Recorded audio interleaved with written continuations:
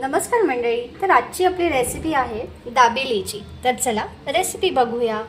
इथे मी बारीक शेव घेतलेली आहे, लसणाची चटणी घेतलेली आहे, बारीक चिरलेला कांदा, डाळिंब, खारे शेंगदाणे, कोथिंबीर, उकडलेले बटाटे आणि चिंचेची चटणी.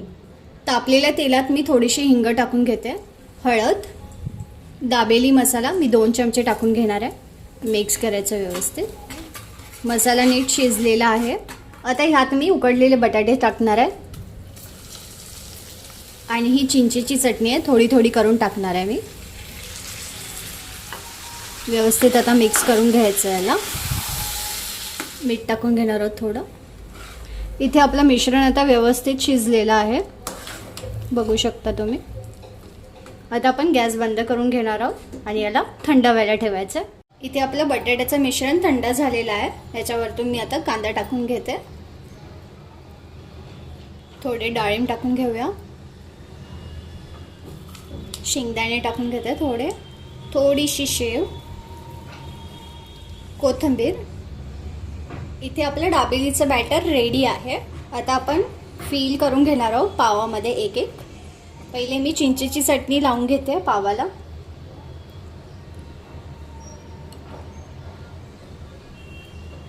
दोन्ही साईडने लावून घ्यायची आहे.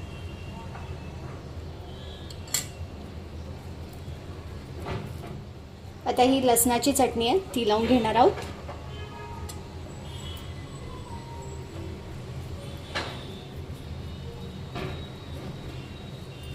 आणि हे जे बॅटर आहे ते टाकून घेणार आहोत.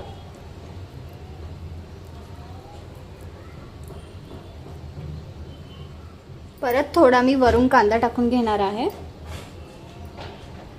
थोडेसे डाळिंब, थोडेसे शेंगदाणे. आणि आता आपण याला क्लोज करून घेणार आहोत. आणि अशाच प्रकारे मी बाकीचे पाव सुद्धा भरून घेणार आहे. इथे आपले पाव भरून रेडी आहेत. आता यांना आपण शॅलो फ्राय करायला घेणार आहोत. तव्यावरती थोडं तूप स्प्रेड करून घ्यायचं. एक एक आपले दाबेलीचे पाव भरलेले आपण टाकून घेणार आहोत. दोन्ही साईडने पावांना व्यवस्थित भाजायचं.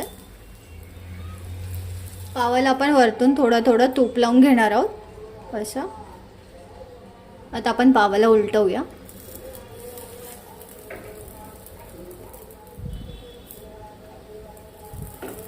आता आपण परत पाव उलटवून बघणार आहोत. आपले सगळे पाव व्यवस्थित भाजलेले आहेत दोन्ही साईडने. आपण याला सर्व करायला घेणार आहोत. तयार करून ठेवलेला आहे शेंगदाणा, डाळिंब, कांदा, कोथिंबीर आणि बारीक शेव. आता हे पाव जे आपले थंड झालेले आहेत त्यांना असं डिप करून घ्यायचं. एकदा असं डिप करून घ्यायचं आणि अशा प्रकारे आपण त्यांना डिप करून घेणार आहोत. परत एकदा दाखवते. असं डिप करायचं आहे, असं अँड असं. तिन्ही साईडला आपण डिप करून घेणार आहोत त्यांना. तर इथे आपली टोटल डिश रेडी आहे. तुम्हाला जर ही रेसिपी आवडली असेल तर प्लीज माझ्या चॅनलला लाईक, शेअर अँड सबस्क्राईब करायला विसरू नका. थँक्यू.